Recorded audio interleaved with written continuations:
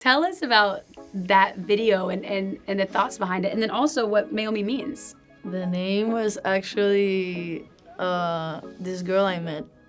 Her name was Naomi. Yeah. And then I just wanted to dedicate a song to her. Does she know that this song is dedicated to her? I'm kidding. Oh. I'm kidding. The way I thought I had an exclusive. I'm sorry, I had to. I was like, oh my God.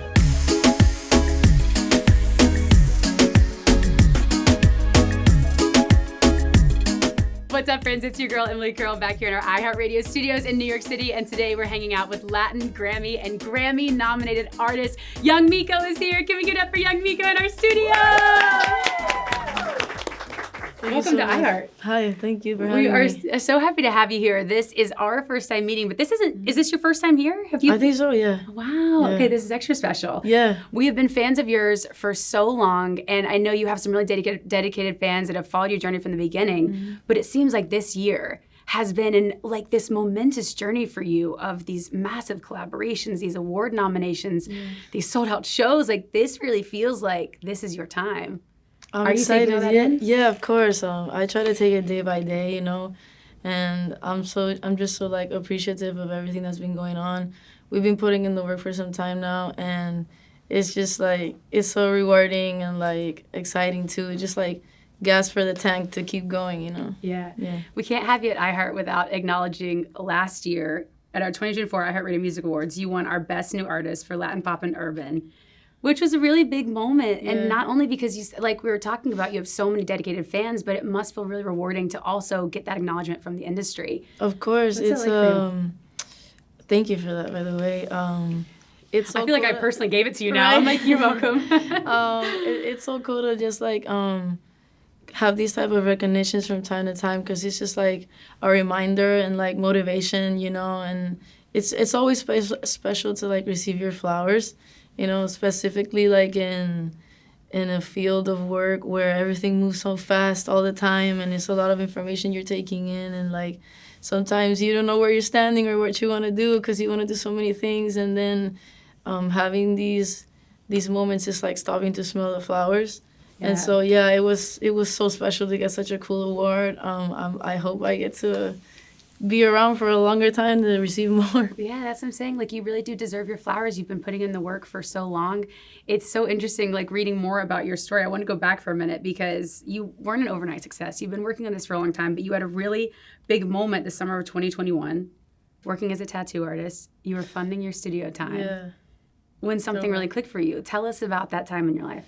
I was studying drawing in college. I studied art, and I had always known that I wanted to make music, and I originally started tattooing because I needed funding specifically because of that. And then since I was drawing already in class, I was like, what can I do that I still am going to enjoy and is going to help me achieve this music goal that I have? And then tattooing just kind of clicked.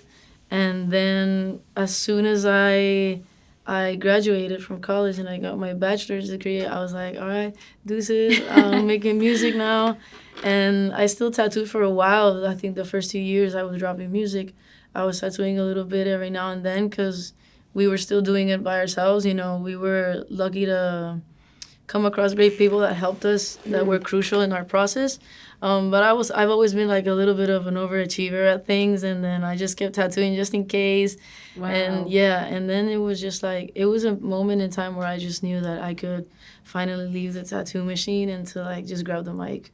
By the way, I had to ask you, what's your most meaningful tattoo? Oh, and how many do you have? Do you have a count at this point? Yeah, no, at this point I say it's just 3. 1, 2, and 3, my entire torso. There's too many to count. They're all pretty meaningful, I don't do anything without giving it a little intention at least, or a meaning to it. I think the dragon in my back is one that I hold the dearest to my heart. Why? It's just that I've always been someone that I trust people easily, and I feel like I wear my heart on my sleeve.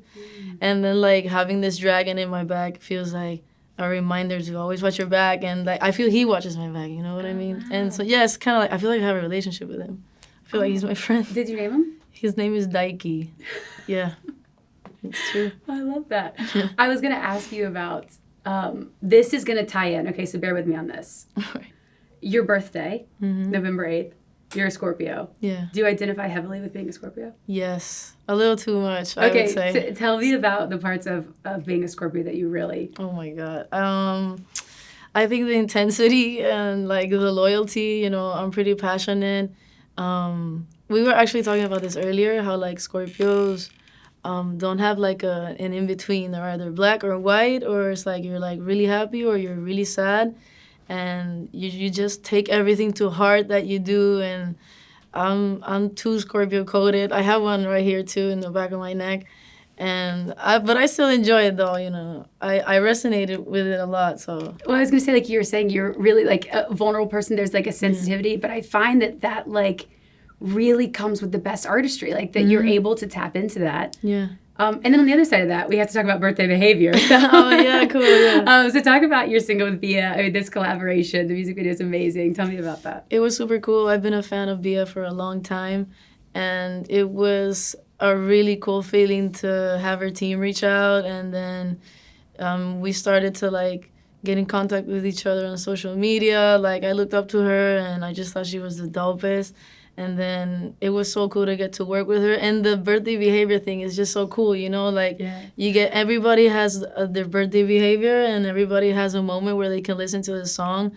The video was super cool. Getting to work with her was super cool as well. I was really happy that the collab happened. So what is your birthday behavior? How do you like to celebrate? Actually, my birthday behavior is pretty chill. Maybe people won't believe me, but it's true. I don't really like celebrate my birthday. You don't? Much. No, but I think that's okay. You know, like everybody has their birthday behavior. Like, do you go crazy? Oh my God, I have a full month dedicated to myself. Oh my God. Even my coworkers, I tell them like 3 weeks before, I'm like, my birthday's coming. It's your birthday month. June. Yeah. Exactly. Yeah, exactly. Yeah. No, I'm more chill. Like, I'll go out to eat or something, or I'll stay home and spend time with my parents. Oh, that's sweet though. What do your parents think of all this, and especially the last year that you've had? They're my biggest fans. Like, I can't complain. I'm pretty blessed about it, and that's probably one of my biggest strengths. Like, they're my backbone. Yeah. Let's talk about you growing up for your hometown, Puerto Rico. It's a place that's really, really important for you. What sort of impact does that city have on the music that you create and you as an artist? Oh, everything, you know. It's who I am. It's where I grew up. It's the food I eat. It's the people I know. It defines me in every way possible. So at the moment of creating music as well, from the things I say to the slang I use to the producing to even where I want to record or you know, everything that just like ties the project together or me to the music and everything around it is just, my culture is where it all begins all the time. Paint the scene for me of growing up, what a typical Saturday would look like for you. Growing up, who is there? What are you doing? Where are you? You know, I grew up in this really small neighborhood. It's just like a one street neighborhood, and there were like a solid like maybe 25 kids around the neighborhood, and I was the only girl, and they were all older than me. And so a typical Saturday would just like, I would wake up early in the morning and ride my bike to the nearest house where they were at, and yeah, we were either like play basketball, like we had this all messed up hoop that was in front of one of the houses, but we would all use it, and scooters, skateboards, little motorcycles. We would go down to the beach. It was actually, I had a great childhood. Wow. So it was like a lot of outdoor time too. Like a lot. How much does nature play a role in what you create? Oh, the most of the times, like if we were gonna like record in an Airbnb or something, for example, or a hotel room or whatever, we would try to always find a view, or at least any type of nature nearby. I need to like at least feel close to the ground, you know what I mean? And anytime we would maybe come across like a creative blog or something, we were like, let's look for the nearest park or any body of water nearby, and you know, and try to touch grass and touch ground. And so like Puerto Rico is surrounded by nature everywhere. So it made me feel close to home. Speaking of Puerto Rico too, we've got to talk about you were just on stage with Bad Bunny, brought you on stage, which was absolutely so insane. This residency is amazing. Tell me a little bit about that experience. And when did you guys first meet? Have you been friends for a long time? We met back in 2022, I think it was. Trap Kitty was almost out in the streets, I think. Riri had just come out, and Bad Bunny was doing Un Verano Sin Ti. And then we met in Puerto Rico, and he was the sweetest guy from the moment I met him. And then it's so cool to be able to fast forward to the residency. That's just such a historical moment for the island and the culture. And being able to be a part of that and just, like, sharing the stage with him is always so special. And, you know, there's no crowd, like your crowd at home. And we could feel the energy in La Casita, which has been iconic. It was the best time. I had a blast. I also love seeing, like, how many other people were, like, there for the shows. Like, John Hamm was there. Yeah, right. Like, did you get to meet any fun people when you were at the show? Like, anyone else you were excited to meet? Yeah. I met, the day I was, I went, like, for, like, a second night just to watch it because I wanted to, like, experience the vibe in La Casita, and I spent time with Toki, who else was there? Sebastian Yatra, Lala. There was amazing. Yeah, Willie from Cultura was there. It was great. Oh, Belinda was there. It was like, it was a great night. Oh, that's good. Yeah, it was super fun. And then it's just crazy to think about, like, the trajectory you've had, like young Miko, who is creating, you know, this world, and now flash forward, and you've also collabed with these other iconic artists, Bad Bunny, like we said, Fade, Karol G, Central C. What would you growing up think of this? Would she be so surprised? Yes, what would she say? She would think it's the coolest thing ever. Like, she wouldn't have believed it. Yeah. I swear. How do you go about, you know, choosing the collaborators that you want to work with? As long as I, like, click with you as a person and, like, I'm a fan of your work and, like, or maybe, like, the project you sent over or showed me, like, really makes me feel something, then I don't even think about it twice. Yeah. Yeah. We also, earlier today, we had Cat's Eye. Really? Yes. In our studio. They're so great. Your Gabriella remix. I mean, super cool. Yeah, I loved it. Tell me about working with them. How did that collaboration That was pretty cool, too. I remember I was, like, running on a treadmill. I was training, and my management was like, you know, Cat's Eye, they want to do this remix, and I'm like, yes, of course, I love Gabriela, and then I'm a fan of them, and then I got to record it back home, and then we met at Lollapalooza in Chicago. Oh, wow. Yeah. Oh, wow. Yeah, and they're the sweetest. Yeah, they're amazing. And then we're really excited to have you in today because you have a whole new era of music coming. Yep. I know your fans are so eager for this. We're excited for this. What can you tell us about the first single that you'll be dropping? The first single was actually What's Up, which the fans really liked, and I was super happy that they liked it. Now this next upcoming song is pretty different from What's Up, which is really exciting to me. Naomi was such a fun track to work with. We got it done in Puerto Rico in our first studio at home, and we had great producers work on it. We had Mauro and Gabo and a lot of great people that helped us finish the track, and it's definitely a sound that people haven't heard me do yet, which is pretty nervous but exciting as well. I think it really captures the aesthetic visually and the vibe within the album, and yeah, oh my goodness, I can't believe I'm even talking about this. I hope they like it, you know, and yeah, Naomi. I have so many follow-up questions. Yeah. The first one being, we got a sneak peek of the video. Yeah. It is sexy. It's good. It's a vibe. You liked it? I loved it. Oh, we were all goodness. obsessed. I was like, cool. Fanny, it's so sensual. It's so hot. I was like, I'm gonna be looping that later. Tell us about that video and the thoughts behind it, and then also what Naomi means. The video, from the moment we were recording the song in the studio, I like we said earlier, I'm pretty visual. It just took me to like the red circle, and it took me to the screen, and it just like it was. Everything kind of clicked. The whole video just came to my head the moment I heard it, and we were able to really capture it, and the video was super fun.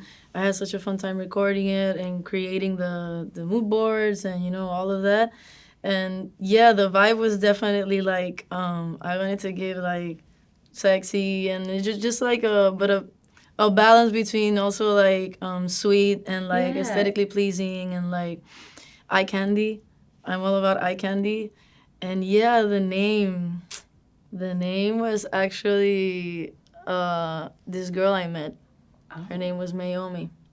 Yeah.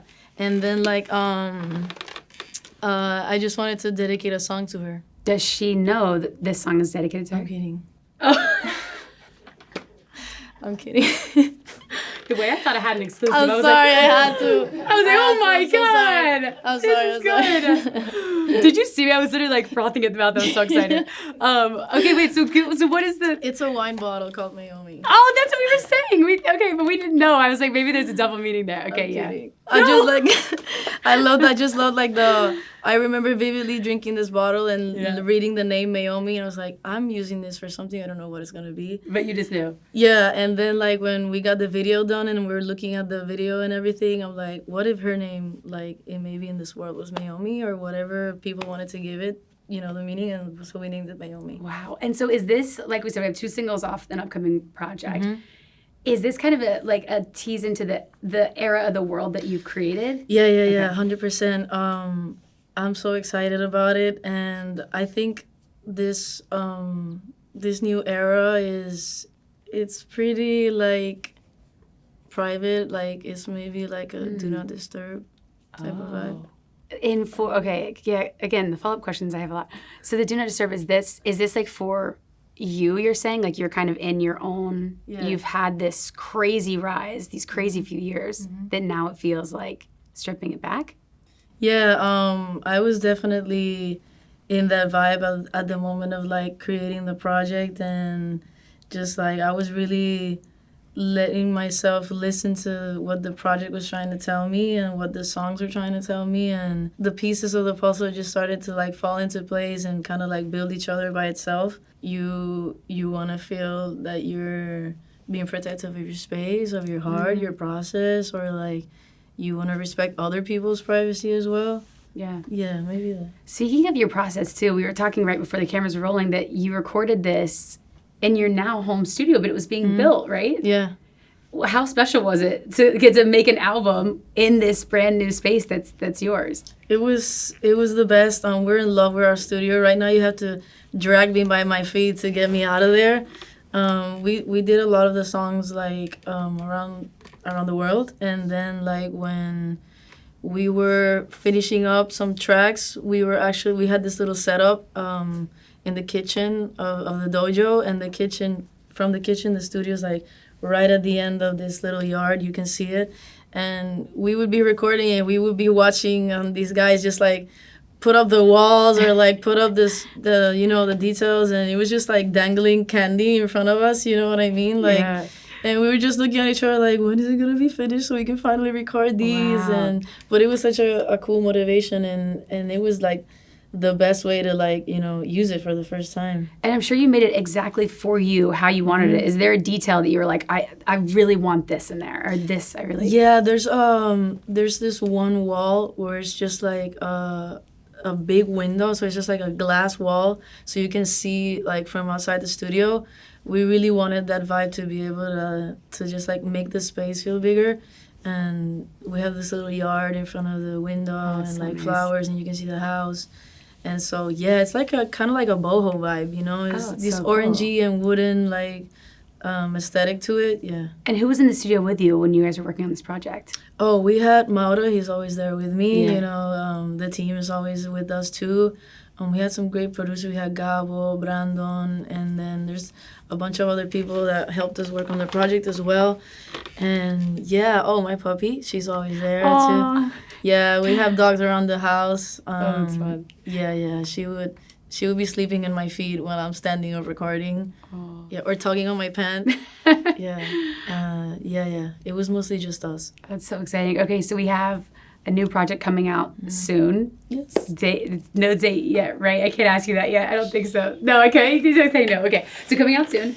Can we expect shows, a tour? What else from young Miko? I had to ask just in case. Of course. It's a good question, though. Yeah. Well, we are so excited for you. Thank you so much for your time, for coming to iHeartRadio. So hopefully we'll have you again soon. Yeah, can you please give it up one more time for young Miko in our studio? And congrats on everything.